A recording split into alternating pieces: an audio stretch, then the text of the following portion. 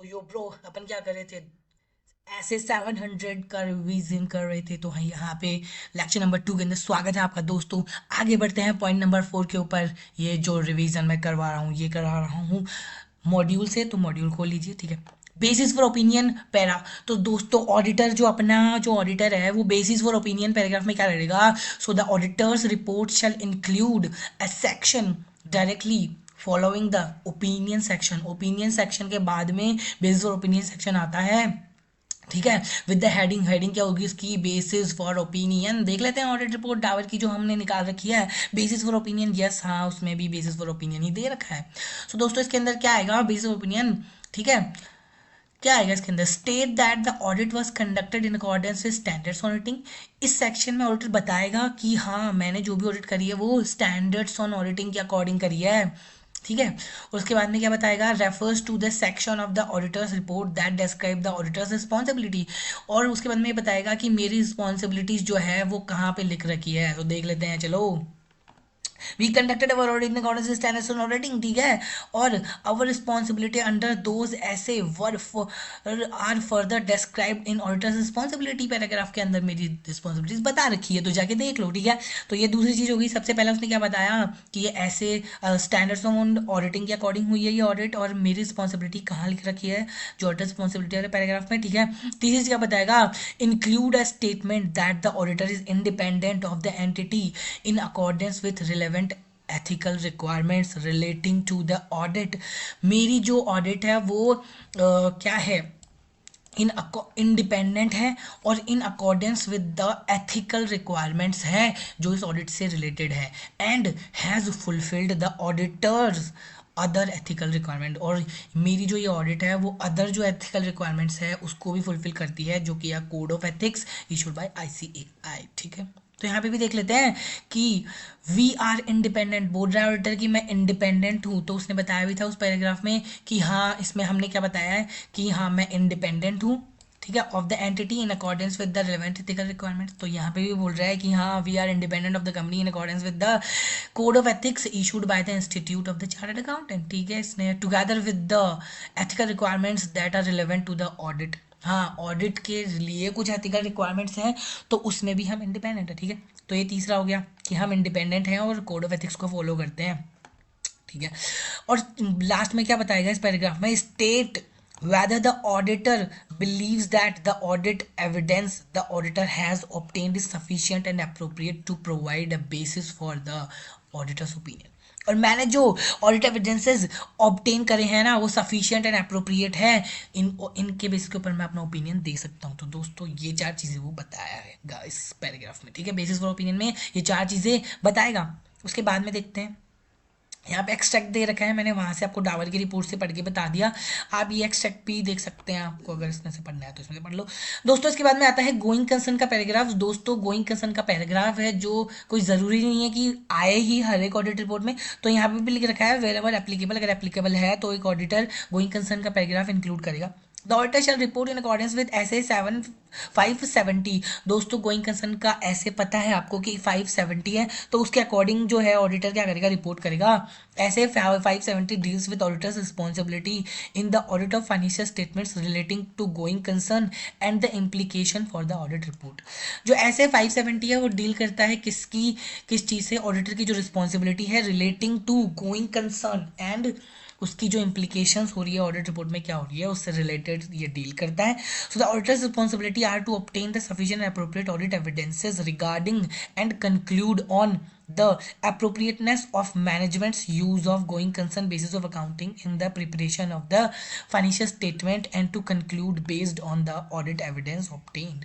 तो दोस्तों यहाँ पे क्या करेगा ऑडिटर? ऑडिटर को 570 ने ये बोला है कि ये तेरी रिस्पॉन्सिबिलिटी है कि टू ऑब्टेन कर sufficient and appropriate audit evidences regarding and conclude कर कि हाँ जो एंटिटी है ये जो है ये गोइंग कंसर्न जो कंटिन्यू कर रही है क्या ये सही है, क्या मतलब सही तरीके से है ये या फिर नहीं है। अगर नहीं है तो अपनी ओपिनियन को मॉडिफाई कर, ठीक है। तो ये ऐसे 570 में बताया गया है, ठीक है। यहाँ पे implication for the auditor's report, auditor की रिपोर्ट के अंदर क्या इम्प्लीकेशन होगा ये तो शॉर्ट में बता रखा है, हम लॉन्ग में पढ़ते हैं। तो सबसे पहले इसके अंदर बता रखा है कि use of going concern basis of accounting is appropriate.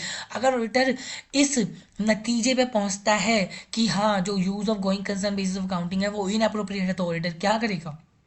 If the financial statements have been prepared using the going concern basis of accounting, but in the auditor की जो judgment है उसके अंदर वो ये पाता है कि management's use of the going concern basis of accounting in preparation of financial statement is inappropriate, तो ऑडिटर क्या करेगा? ऑडिटर करेगा एडवर्स ओपिनियन। ठीक है, adverse opinion.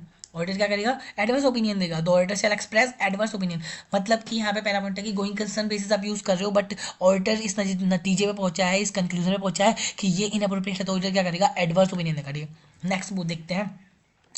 Use of going concern basis of accounting is appropriate है use of going concern accounting, but हाँ material uncertainty exist करती है। तो यहाँ पे अगर मटीरियल अनसर्टेनिटी एग्जिस्ट करती है कि ये गोइंग कंसर्न को फॉलो नहीं कर सकते, तो फिर आपको क्या करना है? यहाँ पे देखना है कि क्या उस मटीरियल अनसर्टेनिटी को फाइनेंशियल स्टेटमेंट में दिखा दिया है क्या, अगर एडिक्वेट डिस्क्लोजर है क्या, या फिर एडिक्वेट डिस्क्लोजर नहीं है, adequate disclosure of material uncertainty is not made. तो ये दो चीज़ें हो सकती है।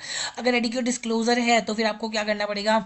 यहाँ पे क्या करना पड़ेगा? ड्रॉ अटेंशन डालना पड़ेगा उस नोट के ऊपर कि जो फाइनेंशियल स्टेटमेंट में जहाँ पे इस मटीरियल अनसर्टेनिटी को दिखा रखा है। ठीक है, और यहाँ पे स्टेट करना पड़ेगा that these events or conditions indicate that a material uncertainty exists that may cast significant doubt on the entity's ability to continue as a going concern, but जो ऑडिटर का ओपिनियन है is not modified in respect of matter, क्योंकि यहाँ पे सब कुछ लिखा हुआ है, आप जाके पढ़ लो देख लो। ठीक है, तो ये है।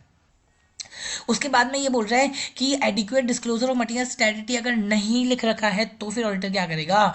So if the adequate disclosure about the material uncertainty is not made in the financial statement, तो ऑडिटर क्या करेगा? एक्सप्रेस करेगा क्वालिफाइड ओपिनियन और adverse opinion age appropriate in accordance with ऐसे 705 के अकॉर्डिंग वो क्या करेगा? या तो एडवर्स कर देगा अपनी ओपिनियन या फिर क्वालिफाई कर देगा अपनी ओपिनियन। ठीक है, तो जो भी करेगा वो हम उसके, ये एक सेपरेट ऐसे है, इसके अंदर हम देखेंगे, बट ये बता रहा है कि वो करेगा क्या अगर यहाँ पे आप मैनेजमेंट ने जो एडिक्वेट डिस्क्लोजर नहीं है तो। ठीक है, so in the basis for qualified adverse opinion section of the auditor's report, जो ऑडिटर का सेक्शन होगा क्वालिफाइड ओपिनियन का, उसमें वो स्टेट करेगा that the material uncertainty exist that may cast significant doubt on the entity's ability to continue as a going concern and that the financial statement do not adequately discloses, कि यहाँ पे जो material uncertainty exist करती है about the going concern assumption and जो management and जो entity है उसने अपनी फाइनेंशियल स्टेटमेंट में क्या नहीं कर रखा, उसको एडिक्वेटली डिस्क्लोज नहीं कर रखा। मैनेजमेंट अनविलिंग टू मेक और एक्सटेंड इट्स असेसमेंट, अगर मैनेजमेंट अनविलिंग है और एक्सटेंड मेक है ना, अनविलिंग है असेसमेंट करने के लिए गोइंग कंसर्न का, तो ऑडिटर क्या करेगा? फिर देखेगा कि क्या है इसकी इम्प्लीकेशन मेरी ऑडिट रिपोर्ट के ऊपर। ठीक है, तो इलस्ट्रेशन 1 देख लेते हैं। C A Sameer is the statutory audit of Taram firm limited for the financial year 2023-24 while concluding the audit C A Sameer decided to issue an unmodified opinion। C A Sameer ने बोला कि मैं इसमें अनमॉडिफाइड ओपिनियन इशू कर रहा हूँ, दो he also concluded that material uncertainty exists करती है with respect to the company's ability to continue going concern on account of pending litigation चल रही है relating to labor। he is of the view that the company has made appropriate disclosure। हाँ उसने बोला कि appropriate disclosure दे रखे हैं company ने with respect to the pending litigation in the notes to accounts annexed to the financial statements of Taram Firm Limited 2023-24। explain how Sameer कैसे deal करेगा with the above situation is his audit report. तो audit report में वो सीधा सीधा लिख देगा, मतलब इसके अंदर आप क्या कर सकते हो कि with draw attention to note, हम जो फाइनेंशियल स्टेटमेंट है उसमें कहीं ना कोई नोट्स टू अकाउंट में तो लिख रखा होगा ना कि ये मटीरियल अनसर्टेनिटी कहीं तो लिखी हुई होगी ना, तो उस नोट के बारे में बता देना कि या with draw attention to note 10 in the financial statement which indicate the outcome of the litigation on, कि क्या इसका आउटकम है इस लिटिगेशन का on account of labour law pending in case of the company during the year 31 March 2024 as stated in note 11। ठीक है, this event और condition indicate that the material uncertainty तो एग्जिस्ट करती है ऑन द है ना, exist करती है, दैट मे का significant doubt on the company's ability to continue as a going concern so our opinion is not modified, लेकिन हाँ मैं अपना ओपिनियन मॉडिफाई नहीं कर रहा in respect of that matter, क्योंकि आपको पता है हमने अभी पढ़ा था कि अगर सब कुछ लिखा हुआ है तो फिर आपको मॉडिफाई नहीं करना ओपिनियन, ठीक है। उसके बाद में यहाँ पे देख लेते हैं की ऑडिट मैटर्स। दोस्तों की ऑडिट मैटर क्या होते हैं? की ऑडिट मैटर का एक सेपरेट पैराग्राफ लेता है ऑडिटर। ये देखो की ऑडिट मैटर क्या होते हैं? For the audit of complete set of general purpose financial statement of the listed entities, the auditor shall communicate key audit matters in the audit report in accordance with SS 701। दोस्तों इसकी audit matter के लिए भी SS 701 है, और जब मैं SS 701 का वीडियो डालूंगा तो वहाँ से ऑडिट रिपोर्ट को भी मैं पूरा का पूरा रेफर करवाऊंगा आपको कि हाँ की ऑडिट मैटर क्या होते हैं और कैसे ये डाले जाते हैं, ठीक है। तो ये 701 के अकॉर्डिंग डाले जाते हैं। So when the auditor is obtain otherwise, अच्छा ये कब डाले जाते हैं? When the auditor is otherwise required by law और रेगुलेशन। मतलब लॉ और रेगुलेशन ने तो कुछ नहीं बोला, बट ऑडिटर उसके अदरवाइज फील कर रहा है कि या डिसाइड करता है कि to communicate the key audit matters in the audit report, कि हाँ मुझे की ऑडिट मैटर रिपोर्ट करनी चाहिए, तो वो क्या करेगा? ऐसे 701 के अकॉर्डिंग की ऑडिट मैटर का एक पैराग्राफ डाल देगा, जो पैराग्राफ नंबर 6 है या 5 भी हो सकता है अगर गोइंग कंसर्न वाला ना हो तो, ठीक है। तो वो डाल देगा, तो ऐसे 701 के अकॉर्डिंग वो डाल देगा। की ऑडिट मैटर के एग्जांपल्स मैं बता देता हूँ दोस्तों। की ऑडिट मैटर के क्या एग्जांपल्स हो सकते हैं कि जैसे कि रिवेन्यू रिकॉग्निशन है, तो कंपनी कैसे रिवेन्यू रिकॉग्निशन करी है, ऑडिटर ने क्या क्या उसके लिए फॉलो करा है। सो मैंने बोलता है ऑडिटर की मैंने असेस करा है appropriateness of the companies recognition of revenue policies की, कंपनी की रिवेन्यू पॉलिसी क्या है, रिबेट कैसे देती है, ट्रेड डिस्काउंट कैसे देती है, क्या करती है, मैंने सारी की सारी टेस्टिंग करी है ये वो। तो ये वो क्या करेगा? की ऑडिट मैटर में बता देगा, ठीक है। तो ऐसा कुछ वो की ऑडिट मैटर तो कुछ भी हो सकता है ना, जो भी मैनेजमेंट से हम डिस्कस कर रहे हैं, ठीक है।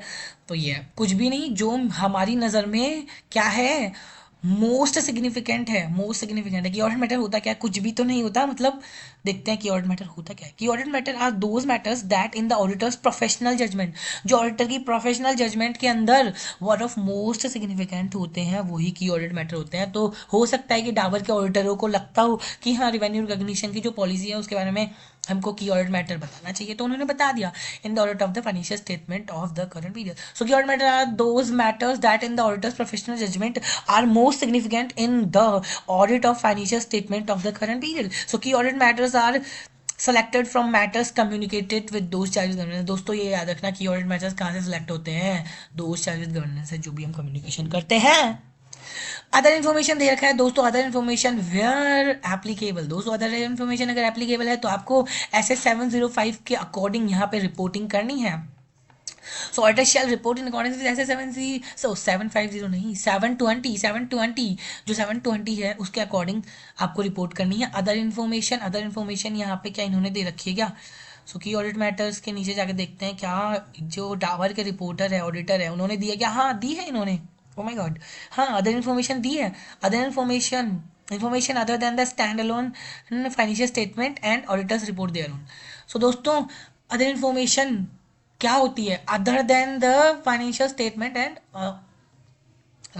ऑडिटर्स रिपोर्ट, उसके अलावा जो भी इन्फॉर्मेशन है वो इसमें अदर इन्फॉर्मेशन में डाल रहे हैं। एग्जांपल भी यहाँ पे दे रखे हैं, management discussion and analysis, report on the corporate governance, business reporting, sustainability, ठीक है ये देख लो, एनालिसिस, ठीक है, रिपोर्ट, बिजनेस रिस्पॉन्सिबिलिटी, तो ये सब कुछ यहाँ पे दे रखा है, ठीक है। तो यहाँ पे अदर इन्फॉर्मेशन 7th पॉइंट तक यहाँ पे डिस्कस कर लिया है। तो इसके बाद में आएगा हमारा अभी नेक्स्ट वीडियो अभी शाम तक या फिर 2 से 3 घंटे में, ठीक है। सो पॉइंट नंबर 8 से उसके बाद में करेंगे 8, 9 और क्या करेंगे 8, 9 और 10 तक कर लेंगे डिस्कस। सो देखते हैं कितना हो पाता है। So let's do it, okay. तो लेट्स डू इट ओके। सो यहाँ पे कहाँ तक हो चुका है? पॉइंट नंबर 7 तक मैं कंप्लीट कर चुका हूँ। सो ये वीडियो मैं यहाँ पे खत्म कर रहा हूँ। ओके बाय बाय दोस्तों, स्टे ट्यून्ड, नेक्स्ट वीडियो जल्द अभी डालते हैं।